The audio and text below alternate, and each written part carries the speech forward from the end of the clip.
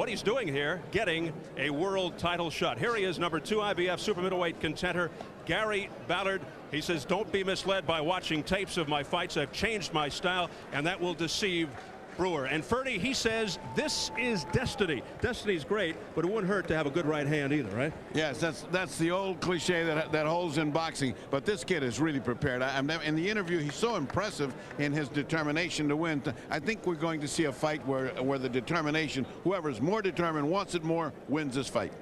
The book on Ballard, power but slow. So we could see Charles Brewer going to the angles and hooks, etc. A rise, fall, and rise career. Number 6 is a middleweight in line for a title shot, then shockingly KO'd in the first by Lonnie Beasley in his own hometown of Philly. After losing his next fight to Rafael Williams by TKO, he tumbled out of the ratings. It's taken him almost 3 years to climb back, although now at 168, his first chance to become a world champ. And Bobby, the question with Brewer is his chin. You know, Steve, the fact that he's been down a few times by fighters that are not considered to be big punchers makes his chin susceptible by reputation, and rightly so. The fact of the matter is, he's been down by guys who can't punch, which means he's got to get up and finish. So far, he's gotten up. They've stopped the fights. He has an excuse for everyone. He's on a mission, though. Here he said he's got to leave Ballard on his face to win this title. He believes that. He's a fast starter, very strong early, with a very exciting style, and very confident and very intelligent. He's also a computer programmer. Let's size him up right now as we check out the tail of the tape. At 27, Brewer is 3 years younger than Ballard. The height, as you can see, is almost even, each under the 168-pound weight limit, and a pretty good 4.5-inch reach advantage for Charles Brewer. And the IBF rules for this World Championship fight. Scoring operates under the 10-point must system. 3 judges will score the fight. There is no standing 8 count, no 3 knockdown rule. Only the referee can stop the fight. In addition, a fighter cannot be saved by the bell in any round. If an accidental foul occurs before the end of the 6th round, the fight is ruled a no decision. If it happens after the end of the 6th, they refer to the scorecards. Incomplete rounds are not scored. So here at the University of South Florida Sundome in Tampa, Florida, set for the IBF Super Middleweight Championship, Charles Brewer versus Gary Ballard. Let's get the formal introductions from our ring announcer, Jimmy Lennon Jr. We have Harry Davis, Rafael Santos, and Peter Trematera. And presenting to you a referee in charge of this bout, he'll be giving instructions after the introductions, Max Parker. All right, fans, here we go with the vacant IBF Super Middleweight Championship of the World, scheduled for 12 rounds of boxing.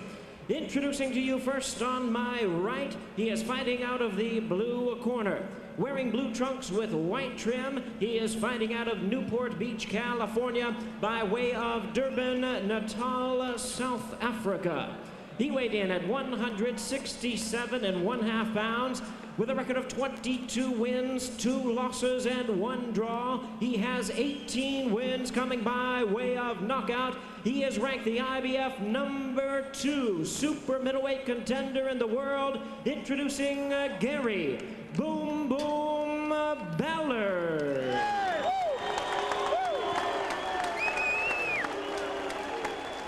And presenting his opponent across the ring in this vacant title bout, on my left, fighting out of the red corner, wearing red trunks with white trim, fighting out of Philadelphia, Pennsylvania. He weighed in at a trim and ready 165 pounds. His record stands at 28 wins, 5 losses, 19 wins coming by way of knockout. He is the USBA Super Middleweight Champion, ranked the number 1 IBF contender in the world. Introducing Charles the Hatchet Brewer. Once again, Max Parker is our referee in charge, now to give instructions. Let's go. Clip. Easy, baby. Okay, gentlemen, on live clean and sportsmanlike contest, this bout is for the IBF Super Middleweight Championship. 3-knockout rule has been waived. In case there's a knockdown, the boxer standing will go to the first reach corner. Remain there until I tell you to come out. You both understand that? Gentlemen, I wish you both luck. Touch gloves, come out, box time the bell.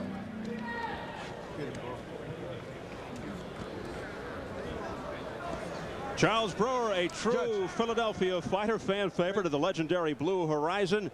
comes in and fights, not afraid to take a punch. 19 knockouts in 28 wins, 16 of his 19 KOs in 3 rounds or less. Number 2 ranked Gary Ballard, looking to become the 4th world champion today from South Africa. The growth and popularity of boxing in South Africa attributed in part to its president, Nelson Mandela, a former amateur boxer and huge fight fan.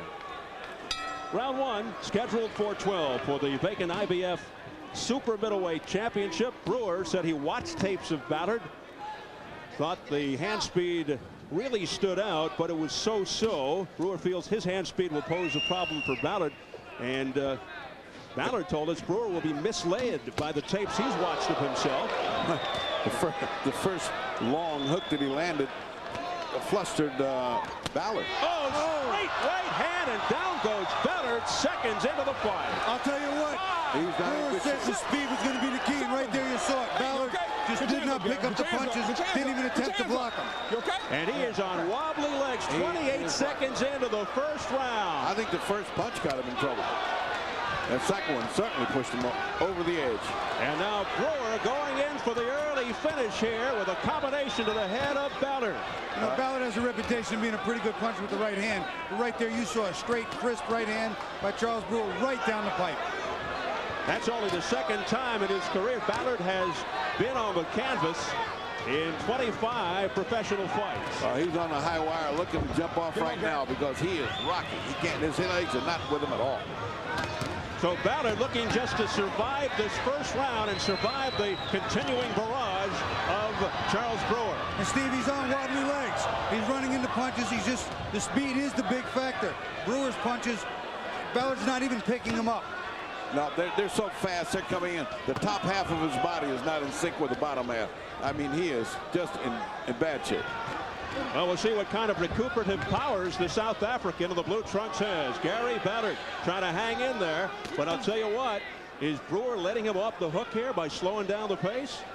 I can't imagine why he would slow down with those fast hands, having this guy so rocky. Bobby, what would keep this guy from just attacking and putting him out right now? Well, you know what? Ballard has a reputation for being pretty durable with a pretty good chin and coming back. So Brewer doesn't want to throw all his punches in the first round and not have anything. We have a 12-round fight. He started out actually a little slow, picked his shots and picked his spots and used timing. He's still boxing, and I think boxing smart. Oh, and you got a guy this rocky, though, Bobby. I mean, this guy. Oh, combination. Flush on the face of Ballard, but he hangs in there. I'll tell you what, Ballard took a better right hand there than the one that dropped him. But again, the one that dropped him, he didn't see him. When you don't see him, they catch you looking. Boy, they hurt. He's tough, but I don't care how tough you are. You can't take these kind of punches. This guy's that right hand landed solid, would have put him away. Ballard showing tremendous composure here and hanging around after tasting the canvas in the first 28 seconds. Right, no punch. I got you. Back it up.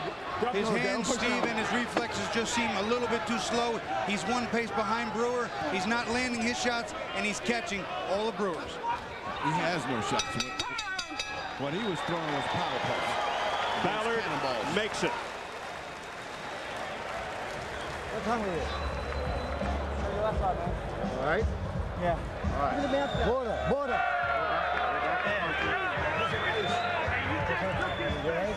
Now let us see if he can take yours, Gary. He just took what he bets he's got. Now let's see if he can take yours. All right? Yeah. You ready? All right, let's take a look at that first very fast punch, which rocked Ballard. He's just, you can see him just looking, just searching for that. That's the right hand that dropped him. You know, you watch Brewer, he sets him up nice. He's looking, he's watching, he stuffs the jabs. Another look at the same knockdown. Right hand right over the jab. Ballard didn't really even make an attempt to block it. I don't think he saw it. And that's it, Bobby. I don't think he saw it. It landed flush. Ballard, the one coming down and weight. You'd think he'd have more power. Here's Brewer unloading, and Ballard comes back with a left hook to the jaw of Brewer. And keep in mind, Brewer has that suspect chin, a straight, hard right by Brewer. No, there was a good left hook right there by Ballard that caught Brewer's attention. Brewer shook it off, and he's back fighting. This is the type of fight that Brewer likes. He likes to get in the thick of things and get busy. Brewer showing strength and accuracy in round one. Ballard down 28 seconds into the first from a straight right hand. And a straight right hand there by Ballard that sent Brewer back. He has nothing on those punches. Absolutely nothing on the punches. He's in weakened condition. It's just too slow. He's throwing the punches with a sound base, but they're just not traveling at the right speed for his weight. And he needs to pick it up. And I don't know why Brewer doesn't pick that up and counter punch him to death, because those punches are coming in so slow. You could counter that fast. Well, Brewer living up to his reputation as a very fast starter and very strong early. We'll see if this continues. He's a tall fighter who fights short. In other words, lots of pressure, likes to crowd his opponents. Well, fast starter is good. Fast finisher is better. You know, I was a little surprised when he hurt Ballard in the first round that he didn't stuff that jab up high and come in with a straight right hand to the belly. He didn't go to the body much. Too much head hunting. Maybe the body would have worked. Brewer continues to force the action. Well, what he's doing is letting him get himself back into the fight. That's another nice right hand. Get him out, Gary. Get him out, baby. You know, by letting this pace slow down, Brewer is letting Ballard back into the fight. As the more minutes go by, the better off he is, Ballard. Back it up, back it up. Don't push down. Charles Brewer, 28-5 with 19 knockouts, but 2 of his 5 losses have come by KO. Ballard 22-2-1 with 18 knockouts. One of those losses to former champion Tolani Malinga, fellow South African. That's the most recognizable name on his record, and a wobbly Ballard manages to stay up. Double left hook to the temple by Brewer. He hit Ballard, and Ballard had a delayed reaction. His legs came out from under him. That's what happens when you get hit in those sensitive spots in the temple. Again, able to bounce back, though, and look at this, showing offense afterwards. Not much offense. That's all show. I mean, the thing is, he's got a button this guy is pushing.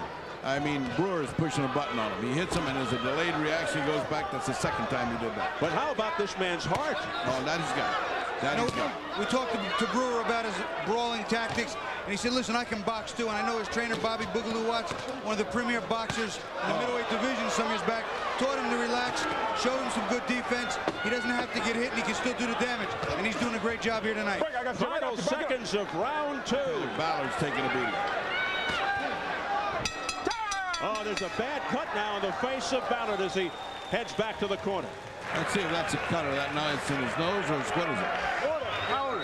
His nose is bleeding an awful lot. I don't see the...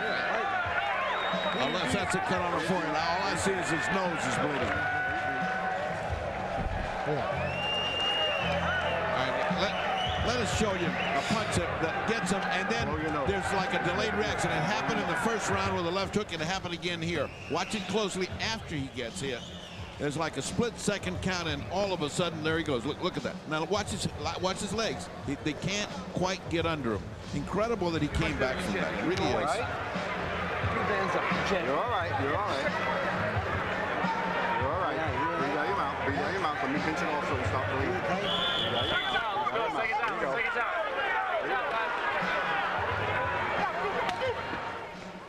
Yes, the blood as a result of a blow to the nose. Ballard connecting with his best punch, a left hook just 9 seconds into the second, but Brewer won the rest of the round, capping it with a double left hook high to Ballard's temple in the last minute of round 2. We enter round number 3. A vicious assault here by Brewer, and a game Ballard tries to fight back, and the blood continues to pour out of the nose of Ballard. Well, I'll tell you what, Brewer must have hurt me because he came out, he went right to the body, then came back up top.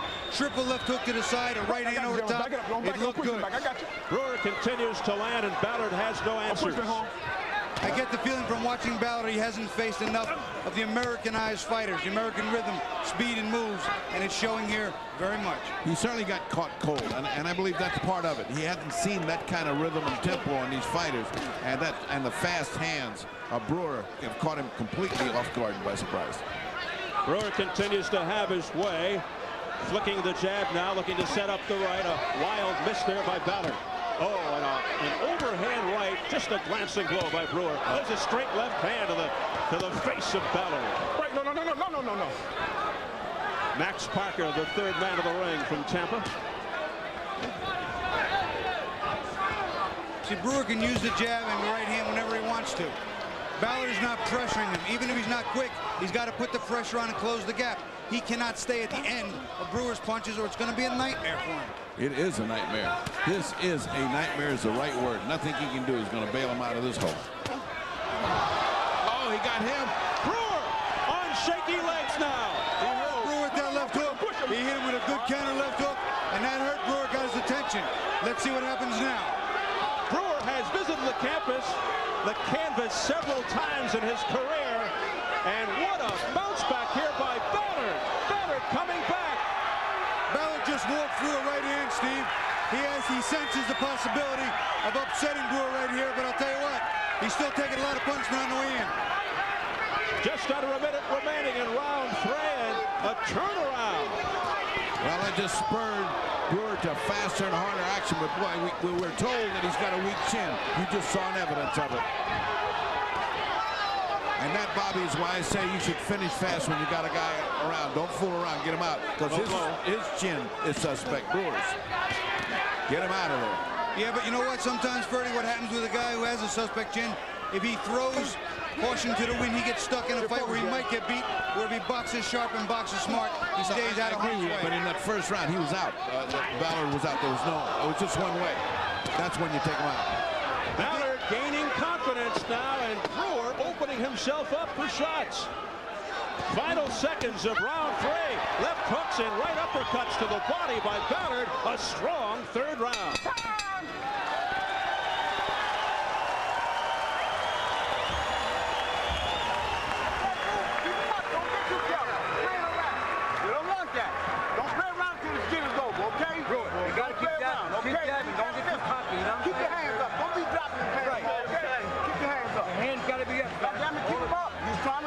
Let's take a look at that surprising turn of action. Just what we were saying, he can't get out of here. He lands that left hook. Look what's happened. Whoa, look what happened to the legs of Brewer. It's a good thing he had enough left to hold on. Look at him holding on. Bobby, take another look at this. You know, it's a good counter punch. You see that Ballard just watching and waiting, and he throws. He gets hit with a nice right hand there, and he just lets that counter hook fly, and he gets caught on the tip of the chin. You see, well, they didn't finish rolling the tape, got caught on the tip of the chin. You can't punch with a puncher if you don't have to. You shouldn't.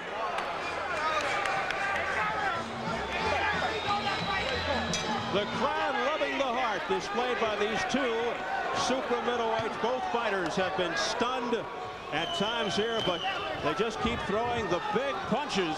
And here we go, round 4, the vacant IBF Super Middleweight Championship. Well, when you see a fighter hanging on by his teeth, and he comes back like Ballard did, you have to say you're in the presence of a guy with a lot of heart, boy. I mean, a lot of heart. Ballard was down 28 seconds into the first round. He looked extremely wobbly, and he's been able to come back here. You know, it's not just the Americanized offense that could cause some troubles for Ballard, but the defense. He may not be able to find Brewer when he gets him hurt, and that's going to be key.